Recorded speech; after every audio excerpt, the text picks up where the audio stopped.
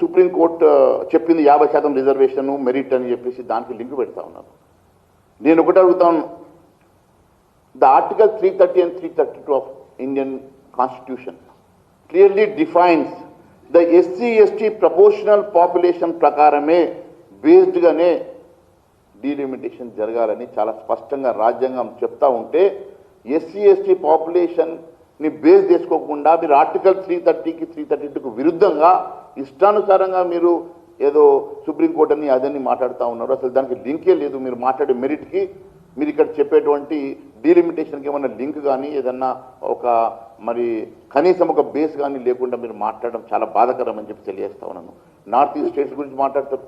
North east స్టేట్స్ని పూర్తిగా గాలి కుదిరేసి మీరు నార్త్ ఈస్ట్ స్టేట్స్ని ఏ రోజు కూడా మీరు పట్టించుకున్నటువంటి కాంగ్రెస్ ప్రభుత్వంలో ఈరోజు భారతీయ జనతా పార్టీ వచ్చిన తర్వాత మినిస్ట్రీ ఆఫ్ డోనర్స్ అని ఒక శాఖను క్రియేట్ చేసి దానికి కిషన్ రెడ్డి గారిని మంత్రిగా అపాయింట్ చేసి ఆ ప్రాంత అభివృద్ధి కోసం అనేక వేల కోట్ల రూపాయలు ఆ ప్రాంతంలో ఖర్చు పెట్టి ఆ ప్రాంత అభివృద్ధికి దోహదపడింది భారతీయ జనతా పార్టీ. కాబట్టి ఆ రోజు భారతీయ జనతా పార్టీ ఆ ప్రాంతం అంతా గెలిచి జెండా కాషాయ జెండా ఎగిరేస్తే ఈరోజు పూర్తిగా కాంగ్రెస్ పార్టీ తుడిచిపెట్టకపోయిందన్న సంగతి దయచేసి గుర్తు చేసుకొని మాట్లాడాలని చెప్పి నేను కోరుతా ఉన్నాను. ఈ రేవంత్ రెడ్డి గారి ఆలోచన అంతా కూడా ఈరోజు ఏదో ఒక కాంట్రవర్సీ చేసి నేషనల్ పాలిటిక్స్లో అట్రాక్ట్ కావాలనే ఆలోచనతో ఉన్నట్టు కనపడతా ఉన్నది. కాబట్టి సౌత్కి అన్యాయం చేసి నార్త్కి ఇండైరెక్ట్గా ఫేవర్ చేస్తున్నట్టు మాట్లాడి నీవు నేషనల్ కాంగ్రెస్ ప్రెసిడెంట్గా కుర్చీ మీద కన్నేసి చేస్తున్నటువంటి ఒక జగన్ నాటకం ప్రజలు గమనిస్తున్న సంగతి కూడా నేను మరొకసారి తెలియజేస్తా ఉన్నాను. అంతేకాదు ఆ రోజు ఆర్టికల్ 81, 82 చదివితే చాలా స్పష్టంగా డీలిమిటేషన్ గురించి చాలా డిఫైన్ చేసినటువంటి అంశాలు చెప్తా ఉన్నాను. ఆ రోజు 42nd అమెండ్మెంట్ ఇందిరాగాంధీ గారు తీసుకొచ్చి ఆ 42nd అమెండ్మెంట్లో జ్యుడిషియల్ రివ్యూని తక్కువ చేసి కోర్టుని కంట్రోల్ చేసిన సంగతి గుర్తు చేస్తా ఉన్నాను. ఫండమెంటల్ రైట్స్ని పూర్తిగా కాలరాసినటువంటి సంగతి నేను గుర్తు చేస్తా ఉన్నాను. ఆ 42nd అమెండ్మెంట్లో ఫెడరల్ స్ఫూర్తిని పూర్తిగా నెగ్లెక్ట్ చేసేసి ఆ రోజు ఉన్నటువంటి అనేకమైనటువంటి చట్టాలను మరి కేంద్రంతో లింక్ చేసి మరి అక్కడ ఉన్నటువంటి వారికి ఉన్నటువంటి హక్కుని కాలరాసినటువంటి సంగతి నేను గుర్తు చేస్తా ఉన్నాను. అలాంటి 42nd అమెండ్మెంట్కి మరి వ్యతిరేకంగా ఆ రోజు మరి 84th అమెండ్మెంట్ తీసుకొచ్చింది వాజ్పేయి గారు.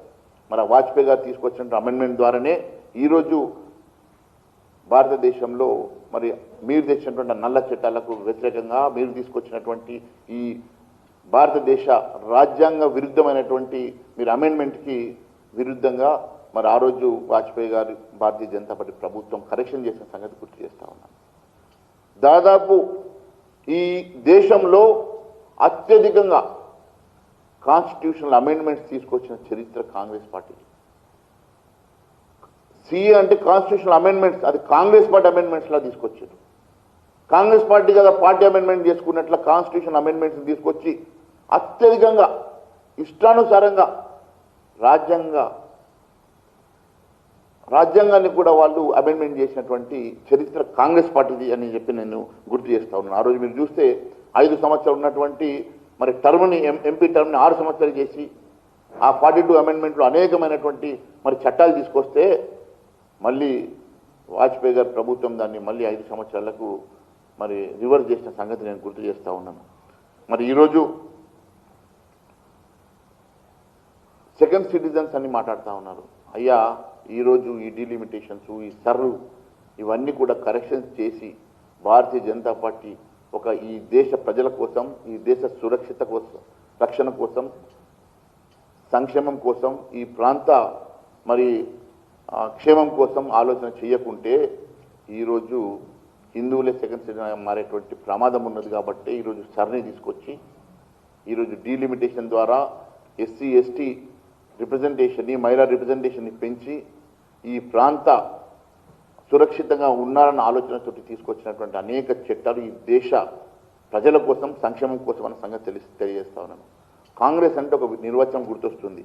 CONGRESS. సి అంటే క్రియేటింగ్, ఓ అంటే అబ్స్టకల్ ఫర్, ఎన్ అంటే నేషన్, జి అంటే గ్రోత్, ఆర్ అంటే రిప్రజెంటేషన్, ఈ అంటే ఎంప్లాయ్మెంట్, ఎస్ అంటే సౌత్ స్టేట్స్. అంటే కాంగ్రెస్ అంటే creating obstacles for nations growth, representation and empowerment of south states.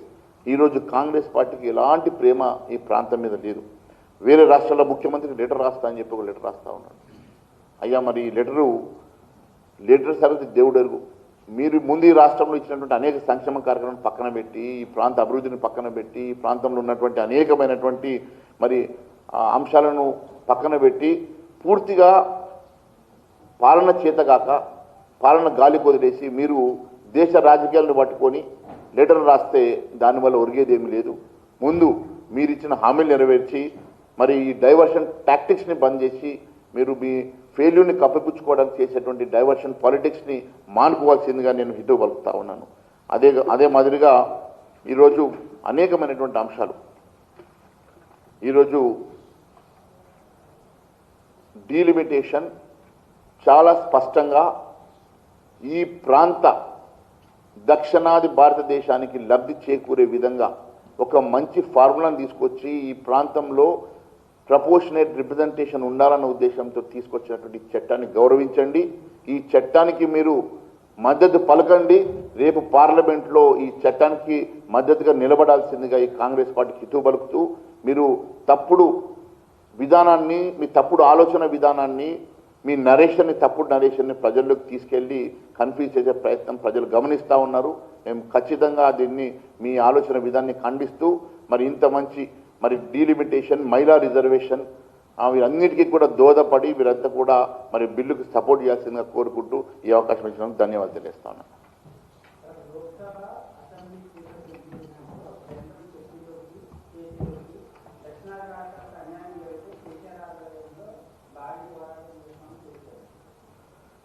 ఇప్పటివరకు నేను చెప్పింది అదే.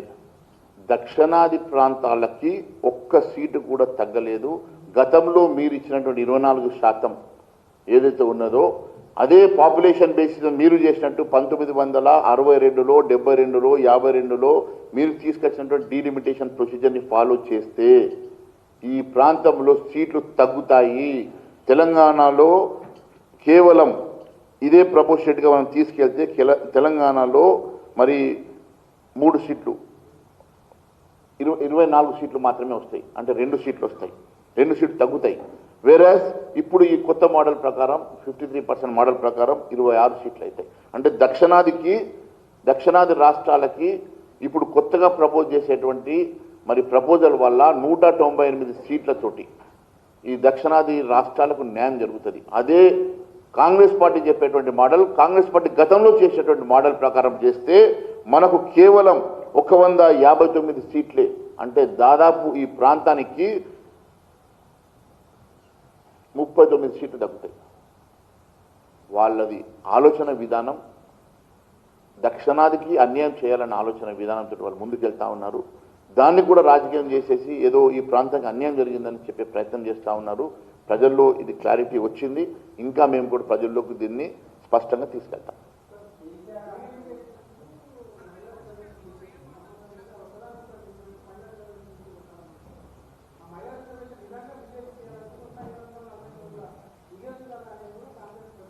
అదే చెప్తా ఉన్నాను. డీలిమిటేషన్ సెపరేట్ బిల్లు, మహిళా రిజర్వేషన్ సెపరేట్ బిల్లు. ఇప్పటివరకు నేను చెప్పింది కూడా ఈరోజు 1962, 72, 52, 62, 72లో జరిగిన డీలిమిటేషన్ ప్రకారం ఈ ప్రాంతంలో సీట్లు తగ్గాయి. ఇప్పుడు కొత్తగా ప్రపోజ్ చేసేటువంటి దీని ప్రకారం, ఈ కొత్త డీలిమిటేషన్ చట్టం ప్రకారం ఈ ప్రాంతంలో సీట్లు పెరగడమే కాకుండా ఈ ప్రాంతానికి న్యాయం జరుగుతున్నది. రాజ్యాంగంలో రాసినటువంటి 32 ఆర్టికల్లో రాసినటువంటిది ప్రపోర్షనేట్ ఎస్సీ/ఎస్టీ రిప్రజెంటేషన్ పెంచాలి. కాబట్టి మరి మహిళలకు కూడా రిప్రజెంటేషన్ ఈరోజు 850 సీట్లు.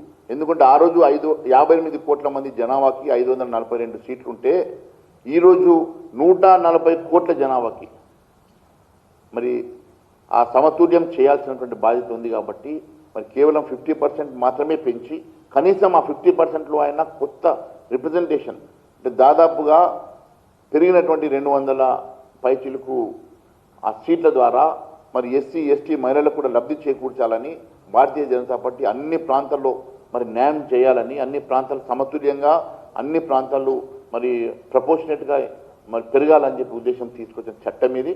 దీనివల్ల సౌత్ స్టేట్స్కి లబ్ధి జరుగుతుందని చెప్పి తెలియజేస్తా ఉన్నాం. Thank you.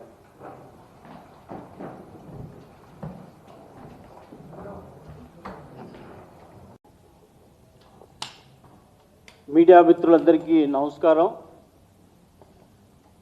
మీకు బాగా తెలుసు, ఈరోజు వేడివేడిగా నడిచేటువంటి విషయాలన్నీ కూడా మహిళా రిజర్వేషన్ కానివ్వండి, డీలిమిటేషన్ విషయంలో కానివ్వండి, అన్నీ కూడా చూస్తూ ఉన్నారు. దాని విషయంలో ఈరోజు గౌరవనీయులు శ్రీ మహేశ్వర్ రెడ్డి గారు, మీ అందరికీ పరిచయం, ఎమ్మెల్యే గారు, BJP legislative council party floor leader, అదేవిధంగా అక్కడ రితీష్ రాథోడ్ గారు నిర్మల్ డిస్ట్రిక్ట్ ప్రెసిడెంట్, పుల్లారావు యాదవ్ గారు అఫీషియల్ స్పోక్స్ పర్సన్, నేను PL Srinivas official spokesperson. ఇప్పుడు గౌరవనీయులు శాసనసభ్యులు మహేశ్వర్ రెడ్డి గారు ఈరోజు రాష్ట్రంలో ముఖ్యమంత్రి కానివ్వండి, జరిగేటువంటి విషయాల విషయంలో, డీలిమిటేషన్ మహిళా విషయంలో వారు ఈరోజు మీ ముందు మాట్లాడతారు. దయచేసి వారిని మాట్లాడవలసిందిగా కోరుతా ఉన్నాను.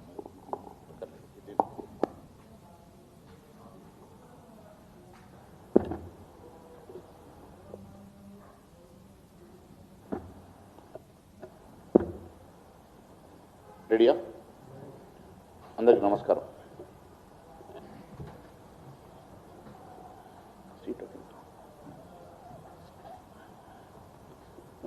అందరికి నమస్కారం. ఈరోజు డీలిమిటేషన్ అంశం లోపల అనేకమైనటువంటి తప్పుడు ప్రచారాలు చేస్తూ పూటకొక మాట మాట్లాడేటువంటి ప్రతిపక్ష నేతలకు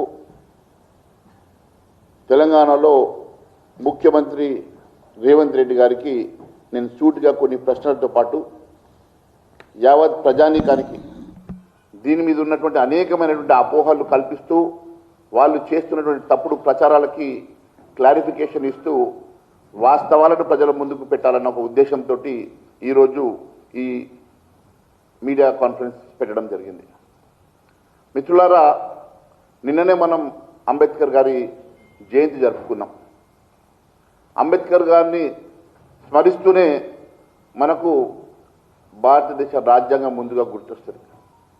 ఏ భారతదేశ రాజ్యాంగాన్ని వారు గొప్పగా, ప్రపంచంలోనే అతి గొప్పగా రచించినటువంటి అంబేద్కర్ గారు రాజ్యాంగ స్ఫూర్తితో చేసినటువంటి ఈ డీలిమిటేషన్కి విరుద్ధంగా రేవంత్ రెడ్డి గారు అనేకమైనటువంటి అంశాలు మాట్లాడుతూ ఉన్నారు.